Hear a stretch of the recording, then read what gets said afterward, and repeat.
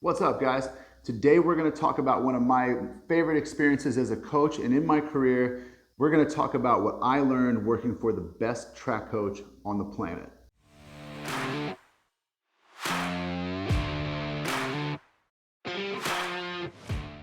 Okay, so who is the best track coach on the planet? This coach's name is Raina Ryder. He is the head track coach at Tumbleweed Track Club in Jacksonville, Florida.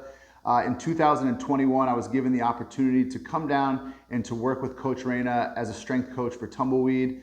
I walked into, the ultimate mix of international level, world-class Olympic champion athletes that you can really compile. In my opinion, and probably a lot of people's opinion, this is the deepest pool of talent, especially in any one given track club anywhere in the world. So you have the top athletes from Adidas, from Puma, from Nike, from New Balance, all the top, I shouldn't say all the top, but top Jamaicans, some of the top British athletes, the top Americans, and then some of the newer emerging athletes coming out of the collegiate system. So you have really like a really high concentration of absolute world-class athletes.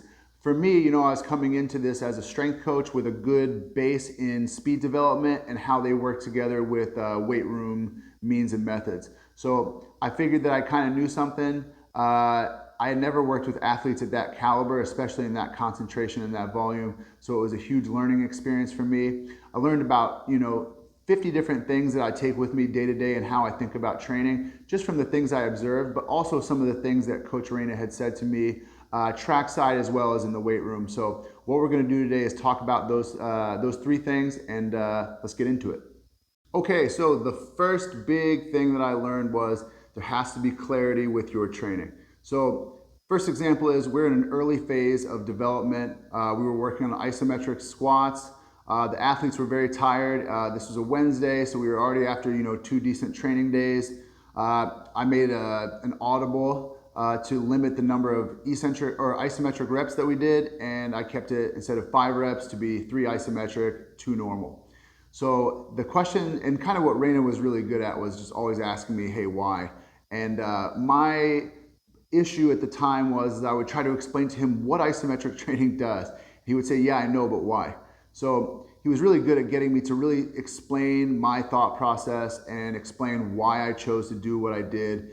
And generally what he would highlight is like, hey, look, if we're working on isometric muscular action or this type of tension, that's what we're doing. And I know that they're very tired, but I don't necessarily want them to be, super fresh at this stage. I'm not expecting, blockbuster workouts on the track quite yet. So that was my, one big mistake that I made early on, was not having absolute clarity in where we were in the training cycle and what were the appropriate moves and adjustments to make for those times. Okay, so the second big thing that I learned was there just has to be intensity, especially at the world-class level. If you're trying to improve someone who is at a 98 out of 100, to get them to a 98 and a half requires pushing them to a razor's edge of arguably what's too much. Okay, what we see is you look at a lot of programs and they're totally devoid of intensity, or the coaches will back off slightly too soon the moment people start to get sore and their bodies start to feel like, it's not quite going the right way, or we push too hard. What Raina's really good at is knowing how to push exactly to the point where, okay, if we go too far, this is not going to go our way. But he knows how to back off just enough over time that his athletes bubble up at about the exact right time. So what you'll notice in the season is his athletes come in shape, they run really well, they run really fast at the exact right time, and this is his job. So, they don't get paid if they don't run fast. This is critical for him.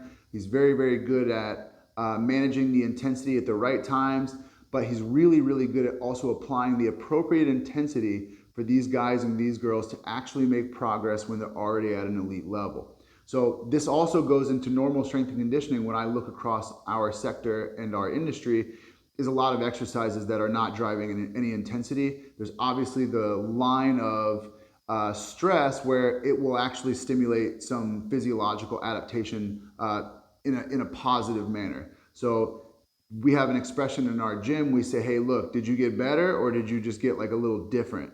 And we're always looking to get better. So most of the time when it comes to speed development, especially with world-class track athletes, the intensity has got to be there. So don't skimp on the intensity. Okay, so number 3 is managing the flow of a training session. So with elite athletes as well, you have a lot of time spent training. So it might be 2 to 4 hours a day, maybe even a little bit longer than that. Everyone has lives, everyone has things that they want to do. So even elite athletes will tend to rush through things. Power training sessions or power training components of the training session are really important to manage the rest period, because we can, even by cutting the rest period down by 45 seconds per set, you can end up with a blood lactate level that is too high for what we're trying to do. When we're looking at speed and power athletes, we're going to do work with blood lactate accumulation and lactate processing and stuff like that, but it's not going to be in the weight room, all right? Or it's not going to be during power development sessions. So it's a big deal that you manage it, especially with really explosive athletes where there's a lot of lactate production from power development work. We really have to monitor it, otherwise we're slipping back in an endurance direction, and clearly that's not the purpose of that, that training stimulus in that particular part of the session. So always important to manage your rest periods. You got to watch out. Even the elite ones like to check it off the list and get it done. Okay, so the last big tenet that I learned was recovery when it comes to world-class athletes does not mean that you feel perfect all the time. So it means that you're recovered enough to go and train again at a very high intensity, to push the needle, and then we'll manage the little things that happen and occur and arise as a result of being able to train so hard, so fast, and so intense. So a lot of times when we hear recovery, I think people think like, oh, I gotta feel really, really good, and my shoulders and my hips feel buttery smooth. This is not really the way that it goes at super high level athletics.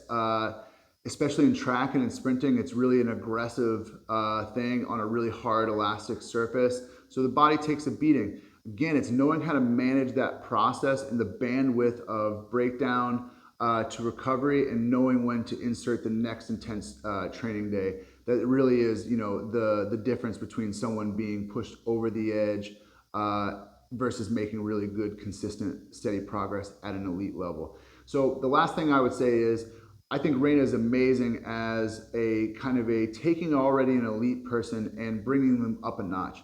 There's a lot of coaches that are really great at development. I never saw him in a truly developmental stage from taking a really young, inexperienced athlete, but really, really good at taking advanced athletes and then pushing them up a little bit further. Really good at knowing the athletes in terms of from a personality type, tendencies, stuff like that, how to manage their time. I was really impressed overall, and it's really clear why he is where he is in his training career. So it was amazing to get that world-class experience. It certainly put things into perspective for me in terms of my expectations for athletes at a high level and what exactly it takes to train to be world-class. So I hope that was as interesting to you as it was to me. If you have questions about anything in particular, please ask me.